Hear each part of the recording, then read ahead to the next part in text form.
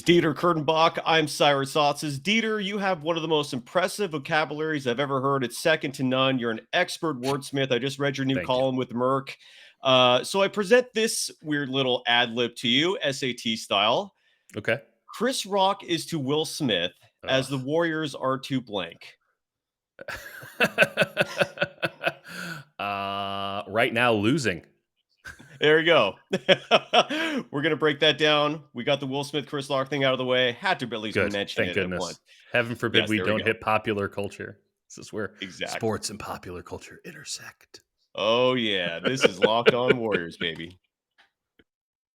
You are Locked On Warriors, your daily Golden State Warriors podcast. Part of the Locked On Podcast Network, your team every day.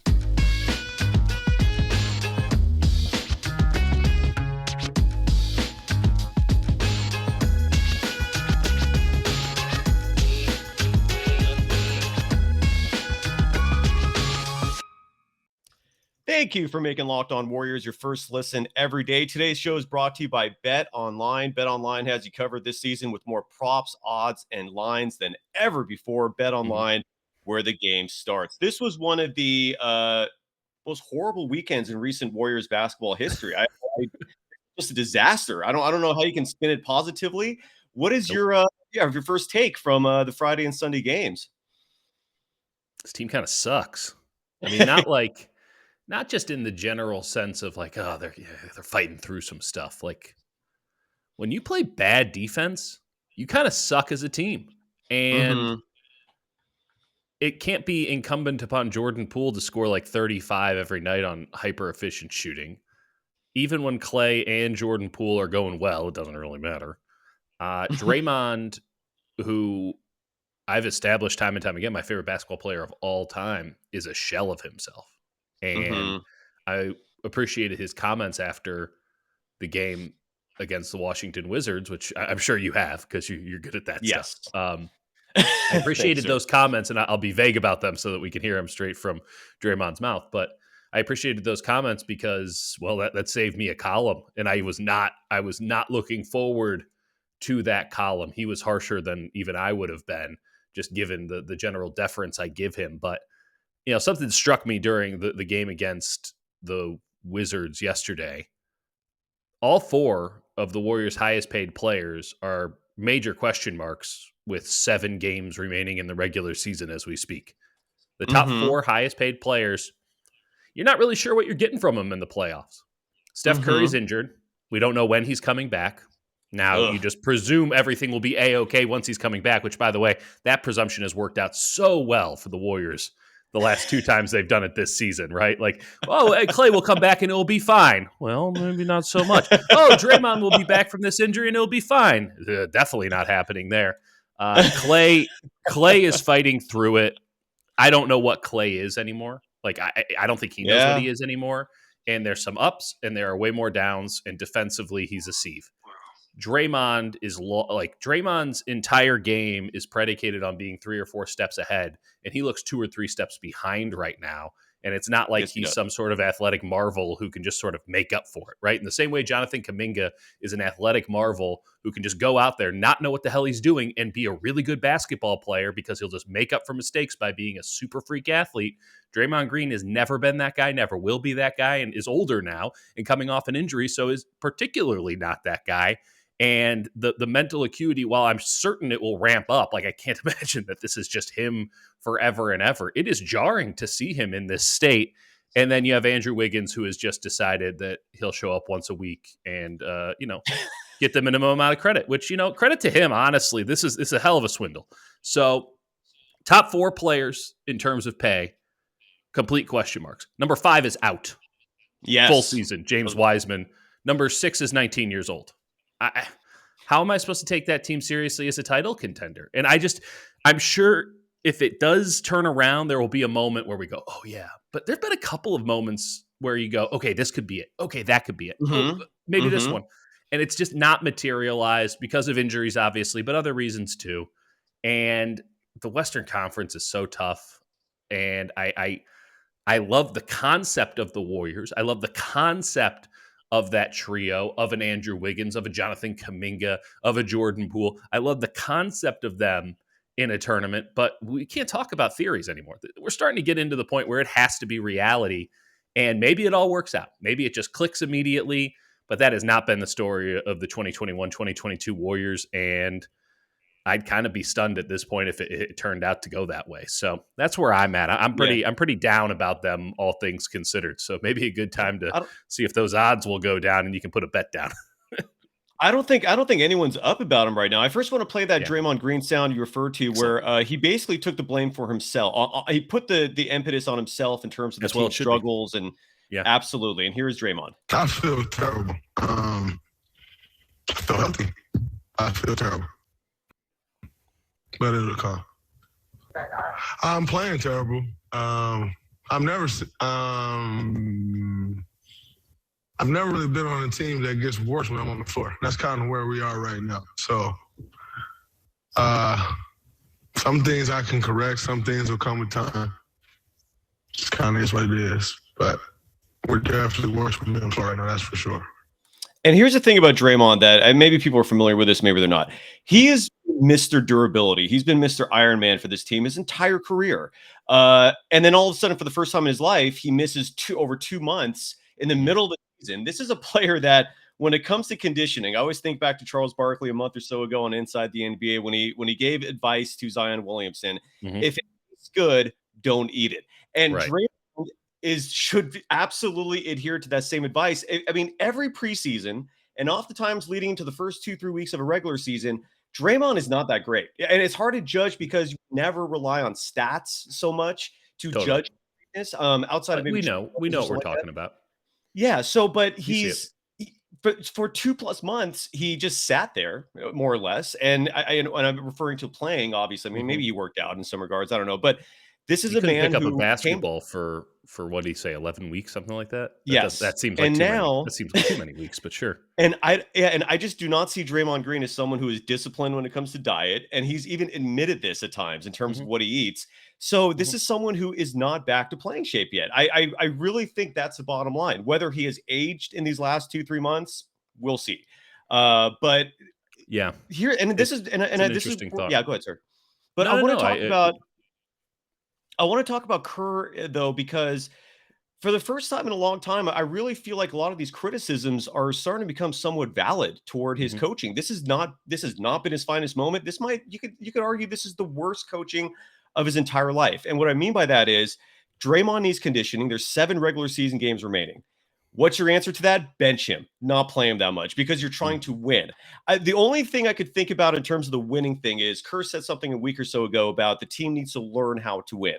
But the problem is Damian Lee is not the answer to that. And Damian Lee's getting more minutes than Kuminga, more than Moody combined. We didn't even see Moody play. I understand that he's hurt, but if he's hurt, don't make him active. Yeah, it was truly obscene that Moses Moody played in the second half of that game against Orlando, given that he has not been allowed to play since then, and that was bad coaching. I'm sorry. Like, if Rick Celebrini is by nature cautious, like he is not going out there saying, "Oh yeah, play him." What's the problem? What could happen? The reason that the Warriors aren't going to be playing a lot of their big guys against Memphis, and the same reason they didn't do it earlier in the week against Miami, the one game that worked out, was because, it's cross-country travel. It's a lot of flights, and they're not going to do back-to-backs with veterans. They're just full stop, especially in a situation where Steph Curry's not there to alleviate some of the load. So it's heavier loads, so they're going to ride the young legs. I can get behind that. I understand that. But the in-game stuff has been weird, and I will give some birth to the notion that you got to throw some stuff against the wall. What's the problem? You're trying to figure something out. And when you don't have very good basketball players, which the Warriors, full stop, don't. Like, we were wrong. Again, easy to be fooled, but we were wrong about that whole strength and numbers thing because the strength has to sustain and has not. And, it's fine when Damian Lee's playing 20-something minutes and he's got a heater going in October. Who gives a damn? I mean, especially, and the question is who gives a damn, and it's probably not the other team. It's probably not the Warriors all that much. But in this circumstance where teams are fighting, where teams are going tooth and nail, where teams are trying to prove something, and beyond that, players are trying to prove something because recency bias is very strong in the NBA, and you have a lot of guys out there looking for new contracts, and they finished the season so strong, maybe we should get in on that action. You can't be doing stuff like that. And I don't think there's a win. Clearly, Kerr has determined that the status quo, whatever the hell that is for this team, because I'm not sure what it is, but that status quo doesn't work. Hard to argue that. Hard to argue that the status quo is working for this team. But none of the experiments have worked either. And they're kind of getting bolder.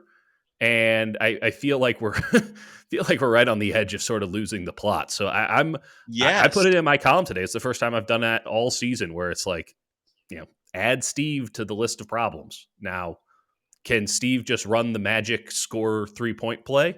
No, like it's not how it's going to work. But the defense has deteriorated at an insane level. A lot of that has to do with Wiggins. A lot of that has to do with Poole. A lot of that has to do with Clay. A lot of that has to do with Draymond right now.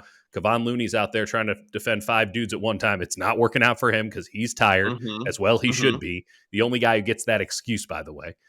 Maybe and he's Jordan rusty. Poole. But he's rusty. He's out of rhythm. And look, I don't know if Built Bars can even solve this problem. I mean, they're delicious, but I don't know if that's I hope so. Maybe Draymond needs to eat more Built Bars and less Snickers. I don't know, but something needs to happen here. Built Bars are delicious. They're nutritious.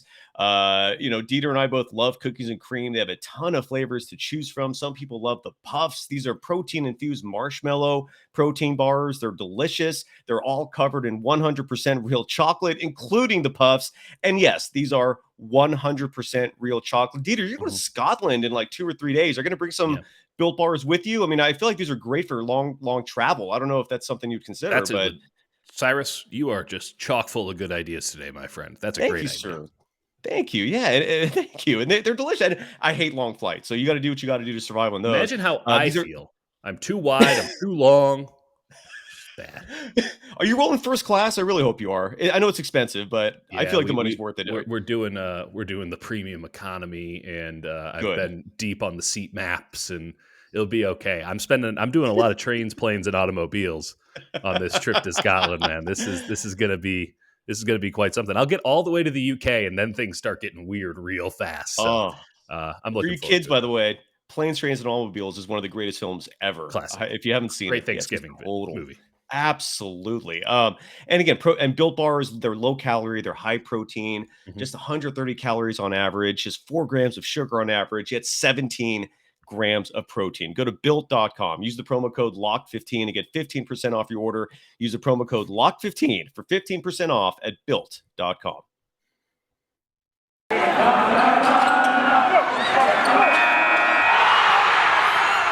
You are Locked On Warriors, your daily Golden State Warriors podcast. Part of the Locked On Podcast Network, your team every day. Thank you for making Locked On Warriors your first listen. For your next listen, check out the Locked On Now podcast. Nightly recaps of every NBA game with analysis from our local experts is free and available wherever you get podcasts. You can follow Dieter Kurtenbach on Twitter at Dieter. You can follow me, Cyrus Saatsaz, on Twitter at DogSurfRoadshow. Dieter, in your column today, Reddit, you pointed out some very interesting things. The Warriors have, I believe, a 500 record since the first of the year. Is that correct? 21 and 21 since Christmas.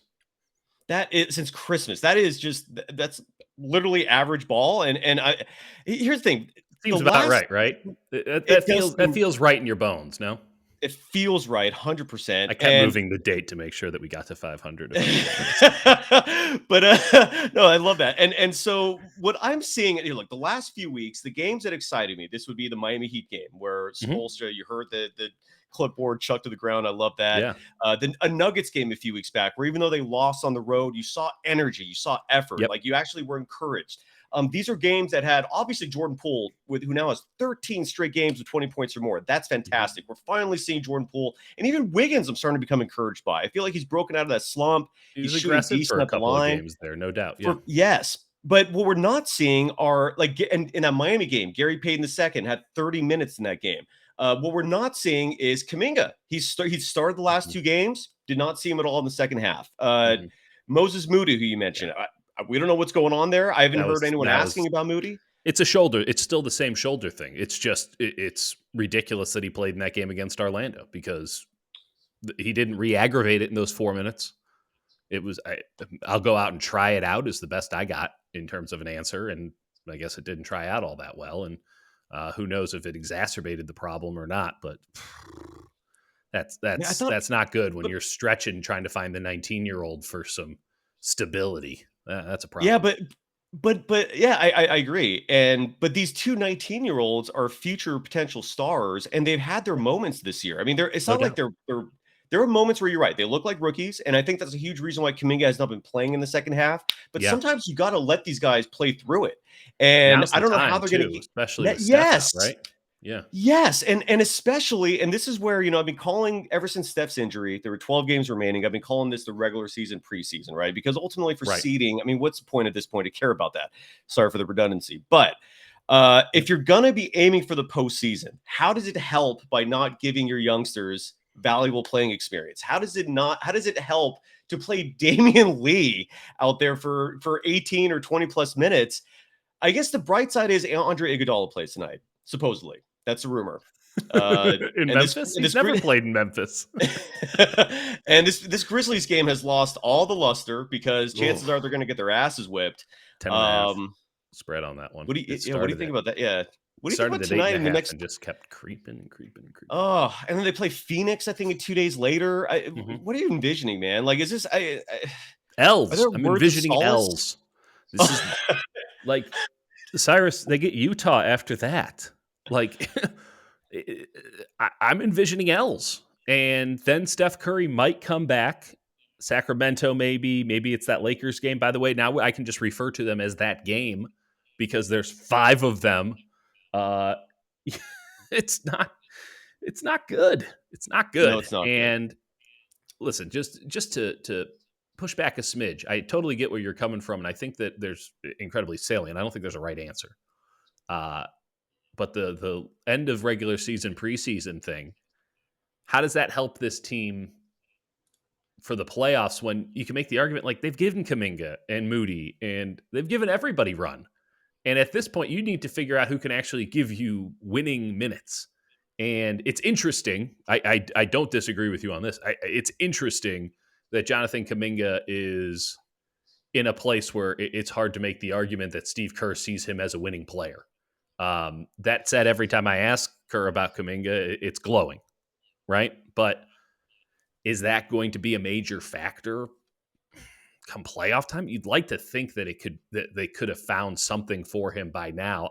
I'd like to think that I've figured out a nice role for him, kind of 7th man off the bench, throw him in there, speed up the game, break some stuff. But the kid fouls a lot.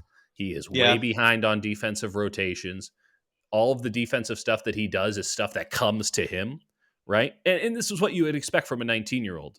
Moody kind of gives him a bad rap in a way because Moody is so polished, but Moody doesn't have that burst. Moody doesn't have that kind of athleticism. So Moody has to seek out kind of defensive rotations. Moody has to kind of adhere to his role on the offensive side of things. And it's interesting that Kerr has sort of made the determination. I hope this is an incorrect read of the situation, but as of right now, I think we're all guessing, and it's a guess, we're all guessing that Jonathan Kuminga is not in favor and that Jonathan Kuminga is not somebody that Steve Kerr trusts in the biggest moments. And maybe it's very matchup dependent. I'm not really sure what matchup the Washington Wizards provided that required change, but you have to keep playing Draymond just to give him the run and to just let him speed up.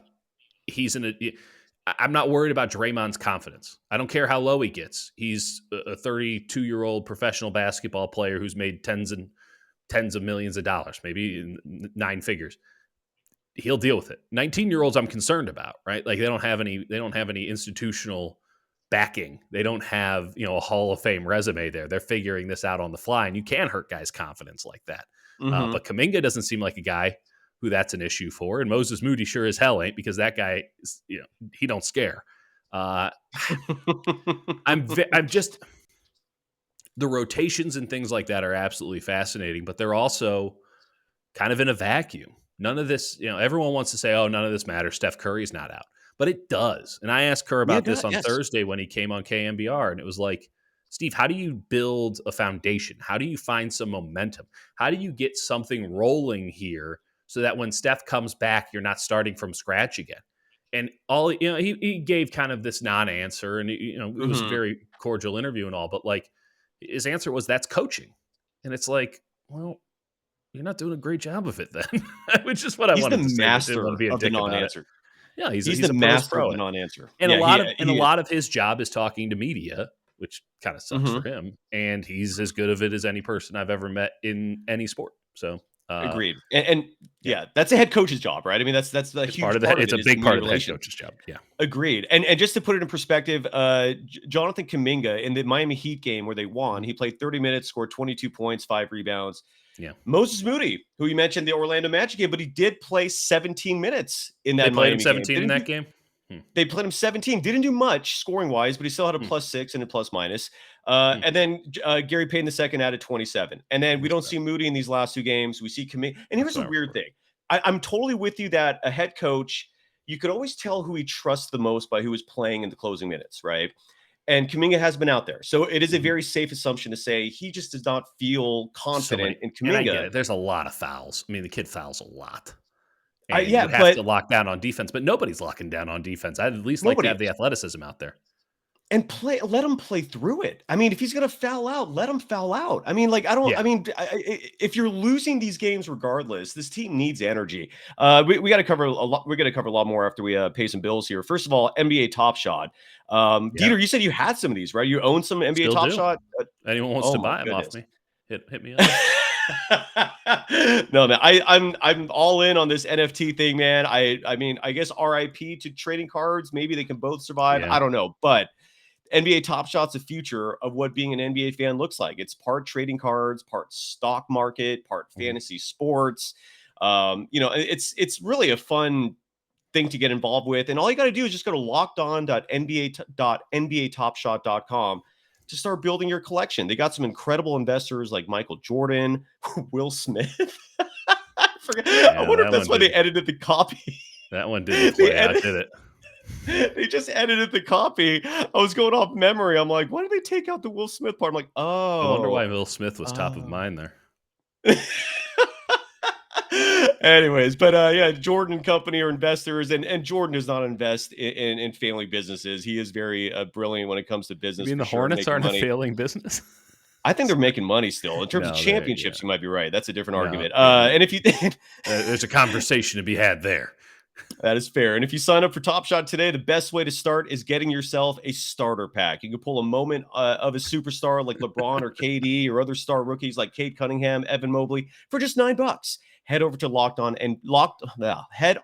over to lockedon.nbatopshot.com. Again, that is lockedon.nbatopshot.com to start building your collection today. And today's show is also brought to you by Rock Auto. What a way to save money. With the ever-increasing numbers. Rock Auto. I love how you tied all that in. Chris Rock Auto. Talk about saving money.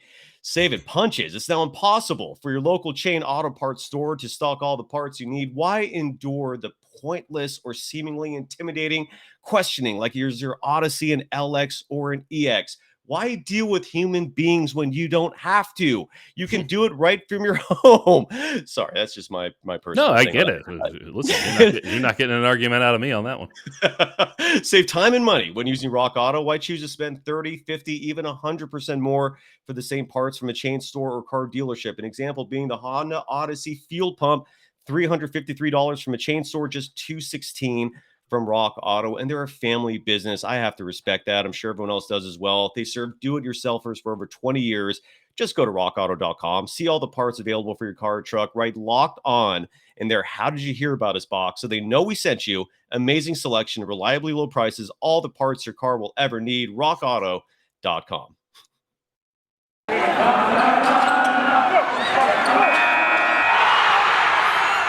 You are Locked On Warriors, your daily Golden State Warriors podcast. Part of the Locked On Podcast Network, your team every day. Thank you for making Locked On your first listen every day. Locked On Warriors, that is. We're available on all platforms. Locked On. I mean, that's fair. And I am Cyrus Saatsaz. As we wrap things up here, what do you expect from this game tonight? They're playing the Grizzlies. This was something that even 2 weeks ago, I think people were excited about. The 2 seed is far gone now. They're 4 games back. What can we hope for and expect? Hoping and expecting that someone buys my Andrew Wiggins Top Shot. No, which I do own. I have 50 this cents. game, Yeah. If Iguodala plays, that could be interesting. There's obviously some heat there, some angst. Yeah. That's about it. That's about all I got. I mean, I will be excited, and got? I think people will be excited again if we see the youngsters. I mean, Jordan Poole, bless you, sir. You have been the one Good beacon on of him. light. Absolutely, man. Yeah. And he's going to be earning, if he keeps this up, if he keeps his 20-point streak going by the end of the season, we're talking, it's no longer 4 years, 80 million. Yeah, probably I wanted 4 to years, have that 100 conversation with you. Like, yeah, you're right. The Warriors will have to come higher. There's also Yeah. then the argument that Jordan Poole could just bet on himself and just say, nah. I hope not. I hope not. You're right. That's Because a it's going to be possibility. it's going to be really tough. You have a team that is so cap strapped. They're well beyond the cap. They're just living off credit card debt at this point. Not that they can't pay it, Well, but they're just like but willingly taking the APR. let me stop you there, because you mentioned that a lot. That's actually a great discussion that we should have right now. You keep mentioning that the Warriors are strapped for cash. I actually decided to look up all the revenue they've had over the last 7-8 years. They reaped hundreds of millions of dollars in profit during that 5-year run. They just got a $275 million cash infusion from one of their silent partners who increased their stake from 5 to 13%. Cyrus, why would you need a cash argument? infusion? Why would you need a cash infusion unless you're short on cash? Fair enough, but why are you owning a team if you can't afford to play players either? I mean, if that's really where we're at here, No. what do you- There's a middle ground there. There's a gray area. There's, a cash infusion it's just a front. There's nothing wrong with that. It doesn't mean you don't have the money. It's that you don't want to pay it all up at front, or you're not liquid enough. All the millions that they made from that 5-year run went into the building and the cost overruns and salary, by the way, which they were paying out the years back then too. And not nearly as much, though. Not nearly as much, because Not you had those nearly as cheap much. contracts. You had did Steph have on the a cheap cheap contract. but they Yeah, were they were still in luxury tax. It wasn't as much as it is now, that's for sure. But they were still in luxury tax. And listen, I'm not trying to say that Joe Lacob and Peter Gruber are paupers here. Like that'd be ridiculous. What I am trying to say is that they have to be a bit more judicious in how they go about their business, because everyone else is paying Birmingham, Alabama prices, and we're paying San Francisco prices. I mean, it's just the way it is. And so you have to be more clear cut on what it is you're about, what it is that's bringing you value. And you can't lose a lot of contracts. You can't really lose any contracts. And right now they're losing a couple. Now they're getting massive value out of Poole. They're getting, I think, fair value out of Kuminga at this juncture. They're getting positive value out of Moody. You get positive value out of a couple of these, minimum value guys. So you can't say that Steph ain't worth that. You can't say Draymond's not worth that. Clay and Wiggins, though, are losses right now, I think. Maybe there's an argument to be had for Wiggins. Wiseman has been a massive loss to date, just on the contract number. Those second overall picks get paid. Like, it's not, crazy money, but it's by NBA standards, but it's crazy money by anyone else's standards. And they just can't spend willy-nilly because it's going in at a 5-6x multiplier. It's just the entire system is built to get teams to get under that line, to get under the luxury tax line, to get under the salary cap line. And the Warriors have basically said, we're not going to do it. And that's incredible. I think that they're the only team in the NBA that has just decided that the luxury tax is a tax that they're willing to pay, that it is not punitive enough for them to not go all in. And there's a variety of reasons behind that. I would say business more than anything else. They need to make sure that they have a good team on the court in a new arena. But that doesn't mean that you can just spend. You got it honestly puts a higher burden of responsibility. This is where we disagree, I guess. This is where we disagree. I say, why not? I mean, look at these numbers, for example. In 2018-19, they made $474 million. In that same year, 2018-19, they spent $129 million. And you're sitting here telling me that because of salary? on payroll. On payroll, But yes. that's not So an accurate including payroll luxury tax. representation because it didn't take into account the luxury tax. No, it did. It did. Where's that And in the from? following year, 2019-20, $147 million because the luxury tax started to kick in more and more. Now this year, this doesn't include this year. This is this year and last year are the years where Steph's contract's really kicking in. Clay's got his max deal. Draymond's making so-so, but then you got this year it's starting to hit. But you're sitting here telling me that these two billionaires who, and I guess like I'm really peeved because in the 2000s, I heard this exact same BS excuses from the San Francisco Giants ownership when they were not spending, when they sat there for 3 years with Barry Bonds and thought, oh, we have a guy who's breaking a home run record, so we don't have to spend a penny because people are just going to keep coming into our ballpark that's going to be worth billions someday, and we're going to save money in the process. I grew up with Eddie D as an owner of the 49ers. He would never act like this. He spoiled me rotten. I give him that. I am acting like a spoiled fan right now, but I just cannot sympathize with this, man. I cannot sit here, especially when Your numbers are wrong, Cyrus. I mean, the number I'm looking at the numbers right now that does not take into account the luxury tax. Right now, the Warriors have a salary of $178.2 million on Basketball Reference. That is just the flat salaries. Once you get over a luxury, this doesn't include this year. I'm with No, you on I know, that. but What I'm saying is, in past years, they made so much money, and you're sitting here Where telling did me that money they didn't go? save that? That money went into the new building. They paid for a $1.3 billion stadium. That is going to come back tenfold. That's going to come back tenfold. It's going to come back tenfold. Yes. So that doesn't mean that they they're can't liquid. get more loans. Well, they could. I mean, they literally just got $275 million. They had to get a loan to be liquid, Cyrus. It's a big difference, man. Not a loan, an investment, but it is. You're right. But what I'm saying is that a year ago, when this team had no chance of a championship, you dropped $80 million on Kelly Oubre Jr. This year, when your team has a shot at a championship, you're deciding to save dollars where you can. That's my issue. Two things on that. That's a fair assessment. Yeah. But one, they didn't realize what any person with two eyes and a heart would realize, which is that Kelly Oubre Jr. wasn't going to help. Right? That was an impulse buy. That was a freak out. It was a clearly bad decision the second it happened, but it was basically your argument, the basis there of, oh, well, they weren't going to win a championship last year. That is exactly the opposite of what they were thinking. They thought Clay is out, so now we need to do something to maintain this championship possibility. Let's bring in the best available player. Fair not. Kelly Oubre is the best available player. On a trade exception that they wasted, by the way. On a trade exception, they wasted away, by the way, but continue on. That's my point, though. They did. They used up a lot of capital, and they paid $80 million to Kelly Oubre. Why would they make that mistake again? Kelly Oubre hurt them more than it helped them. They're paying 4 guys more than $28 million a year. They have 3 lottery picks on the team. Those guys make serious money. If you want to get in on, okay, well, where did they fail? They didn't use the mid-level exception. They didn't use the mid-level exception because the 3 or 4 players that they deemed worthy of the mid-level exception didn't want to sign with them. Should they spend the money on somebody else? Who's that? Patty Mills. Who said no to the mid-level? Patty Mills. He said no to the mid-level, you think? Do you know that, is it speculative, or do you know this for sure that they actually turned down the MLE? Because I thought they were offering the minimum to save money. They offered the mid-level to several players, my understanding. I think, Nicholas Batum was offered the mid-level. Patty Mills was offered. Yes, I heard differently. Pardon? Yeah, I heard that they just offered him. I heard that they just offered Batum the vet min. He would have come if they offered the mid-level.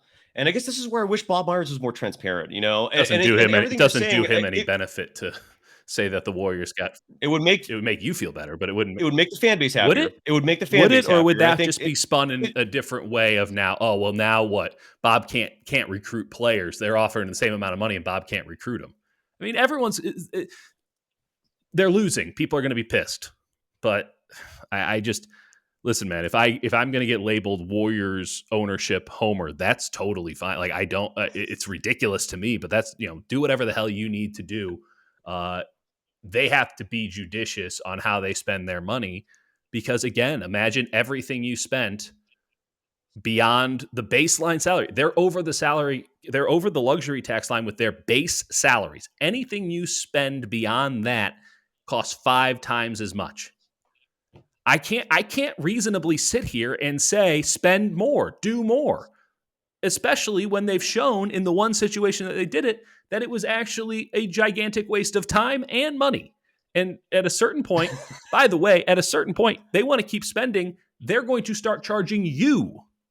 People who go, I mean, anyone who wants to go to a game, congratulations. Yeah. This entire thing is funded by fans. It is entirely funded by fans. And if you just want them to keep spending, that's fine. They'll just keep charging until they reach the point where people don't want to come anymore.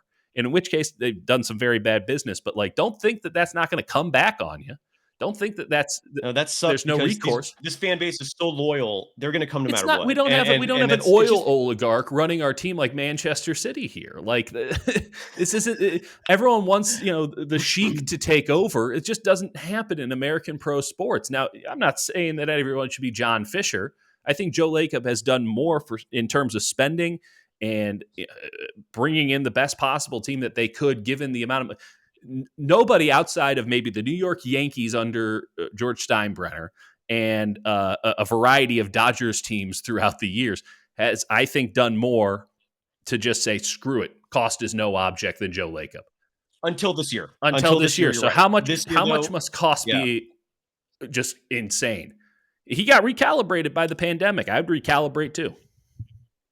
I know. All I'm saying is, man, they bought this team for what, $450 million. It's worth billions now. That you're right. They spent this money on Chase Center, but they're going to get that tenfold later. If they have to take loans for the short term. That's what I'm saying. They keep taking loans. They keep doing this. Steph Curry is due every 2 weeks. Steph Curry gets paid millions of dollars. You got to be liquid, maybe. This is not a cash business. I hear you, but. Because what you're saying, basically, from what I can deduce, is that they don't have the liquid to pay their players. And if that's the case, no, they have that. Wow. No, they have that. It's just that I'm not. Oh no. I really hope that was not what was put out there. They can pay everybody. That's not the issue. But they have grand plans and they keep building up peripherals and all this stuff. They can pay for everything. But if salary is just going to keep inflating, they might end up have some problems. There's only so much actual cash revenue coming in. There's only so many sponsorships that you can build. By the way, you got to pay the people who bring in the sponsorship. Sometimes you got to pay them on commission. There's only so much you can get from ticket sales. There are a lot of fixed costs that just exist around the NBA, flights, all this stuff, hotels. And they're fine. They can operate on a significantly higher level than any other team. But they're operating 2-3x any other team. And anything that they spend over a certain line is 5-6x over what it would cost another team. And you just do that math long enough, and it's just exponential growth. You can't do 5-6x the cost at only 2-3x the revenue for so long until there's a massive friggin' delta, and then you're having to actually figure out what the team is worth because you're having to sell it. So I don't get to see the books. They're a private business. We're never going to get into the nitty gritty. But the fact that they're bringing in $250 million from outside money, right? That's not just coming in off of ticket sales and jersey sales and television sales. The fact that they're bringing in $250 million of outside money. The fact that there has been very overt conversations about, okay, how do we cut off a little bit of salary because we're not getting what we're paying for here. The fact that, hey, they didn't have anybody in the building for an exceptional period of time. Steph Curry was still getting paid everything he deserved. Doesn't mean that the money was coming in the same way. They still have they still have debts from the prior year that need to be paid off. And beyond that, just the modern situation of a lot of secondary and tertiary revenue streams don't really exist in the post-pandemic world, right? All that office space that they built, I'm not sure they feel so comfortable about being able to rent out that office space. All of the, the community areas that happen. Are they going to be making the same sort of money before or after? And by the way, during that stretch of time where the whole world changed, the Warriors turned to crap. It's not like they still have KD. They built all this stuff on dynastic roots, but it hasn't looked dynastic in a long time. They look like a regular old NBA team. They look like a team that's been 21-21 since Christmas. So I'm just not going to get on after all of this spending for years and years and years, which built the building, right? It built the building. They spent, they earned, they built, and now they had to kind of reset, and so many things were happening all at once. I'm just not going to get on Joe Lacob for not going out and spending a mid-level exception for somebody that Bob Myers and Steve Kerr and Mike Dunleavy and all these people have just decided that guy's not worth the mid-level exception because we're paying 5-6x what it is actually on the books. So, if you're taking out big old loans, and I'm sitting here saying that. I know, yeah, and again, that's not a loan. They just it's an investment. I mean, they don't have to pay that back. It's just now they own slightly more of the team, and they own 13% of it versus 5%. And if they ever decide, because private equity is buying more and more, minority shares in pro sports, they're not allowed to buy majority shares for a myriad of reasons. I started reading all these articles this weekend about it. But ultimately, when you look at, again, 2018-19, the last year the Warriors went to the NBA Finals. They spent $129 million in payroll. They spent way more luxury tax. It's not including luxury tax, Cyrus. We don't need to hash it out, but it was not including luxury tax. That was a $300 million team. In 2018-19, when Stephen Curry's extension had not kicked in yet, when Klay Thompson's max had not kicked in yet, the only player getting a max was Durant. So no, you're right. I don't know if that's true. I was thinking back 2 years ago. You're right. You're right on that one. So in 2018-19, I don't know what the they spent $129 they were in the million luxury tax line. I'm not sure how far over they were. Barely over. Barely. It wasn't that much over. But at the same time, that same year, they pulled in $474 million. And if you're sitting here telling me that they did it so they could turn around and build an arena, and now they're stuck with the arena, and that's their priority over the best roster you can put together, I just can't support that. Okay. I just can't support fair, that. But at least we're on the same page as to what the priority is. Yeah, and that's what I'm saying. Yeah, we're on the same page. I don't think their priorities are number one, the team. I think their priorities are screwed. I don't like it. I really, and again, I'm jaded from the 2000s when I saw this with the Giants, and it's been a huge turnoff for me in sports in general is seeing owners. And look at the Oakland A's. If I'm an A's fan right now, I'm livid. Those owners are worth billions. Am I not mistaken on that? I mean, those are billionaire owners that just raise season tickets and lower the payroll again. Yeah. That is asinine, man. And I'm sitting here saying, like, Lacob and company, I wish we would have more information about that MLE, because I heard that they did not offer that to Batum. They did not offer that to Mills. They were just offering the veteran minimum and hoping they would come to a team that typically does not attract free agents. This is not a top-tier destination. That was not my understanding, but my understandings have been wrong a lot, much like if they were paying luxury tax. We could all be wrong. We could all be wrong. And this is where I wish just once in a while Bob Myers would hold a press conference instead of like holding one just during the All-Star break and then ducking out after 5 questions. Just talk to us, man. Like, at least answer some questions. But they're very forthright about a lot of stuff behind the scenes. If you're there, if you have direct access, like, but not, what if you're like a reporter who can't be at the shoot arounds? And I mean, Raymond Ritter's told me, come to practice, man. Like, you could talk, but I don't have that luxury. Most people don't. You're very lucky.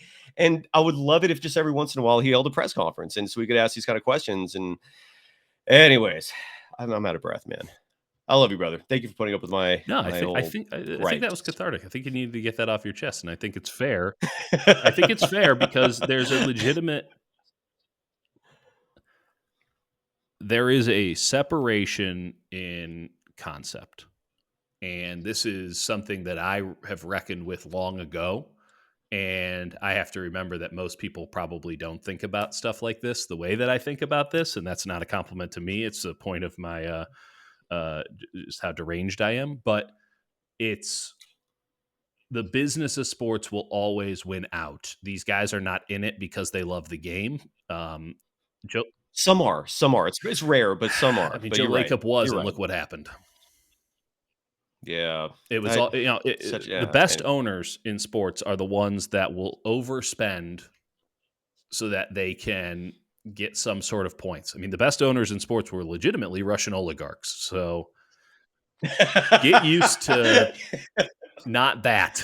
And Eddie DeBartolo. Yeah. And Eddie DeBartolo. Yeah, how to work out for Eddie, by the way. I mean, it's like... I know, poor Eddie. Eddie, man. You just had to be a riverboat gambler, didn't you? On the bright side, the Lakers are potentially going to miss the play-in. I haven't checked and in a while. The What's Celtics, oh my God. You're plus 1,100, man. Time Lord, dude. Wasn't that the one worry about Time Lord, is that he's injury prone and almost made it, dude. A knee meniscus injury. Guess who else had that? Man, that sucked. Dieter, that sucked. I was watching them and I'm like, shit, they're so close. This could happen. What a great bet, Dieter. And then, like, hey, that thing that happens in the NBA all the time? It's going to happen. Moron. Moron. Do we get one more edition with you this week If or not two? two, What are you yeah. thinking? To be We're determined. around. Beautiful. We'll see you Tuesday and Wednesday. All right. And we'll be back tomorrow to recap that Grizzlies game. It might be fun. You never know. I mean, sometimes Fingers we see crossed, some man. great games when yeah, for sure. And who knows, maybe Iggy will come back. But until then, thank you, everyone. Thank you, Dieter. And we'll see you folks tomorrow. Thanks.